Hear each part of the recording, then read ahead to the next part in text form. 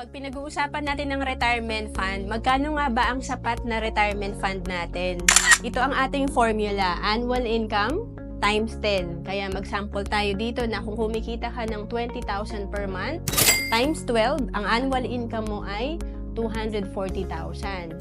Itong 240,000 natin, para makuha natin yung sapat na retirement fund, times 10, ibig sabihin, 2.4 million ang kailangan nating ipunin. Kapag may 2.4 million ka na, at kung kumikita doon ng 10% per year na passive income or sa investment natin, ito ay may 240,000 na passive income or money working for you. And itong 240,000 per year nakita ng ating investment divided by 12, ito yung 20,000 na kinikita natin ngayon sa active income. So ang goal natin mula sa active income, you work for the money, ma-convert natin na money working for you.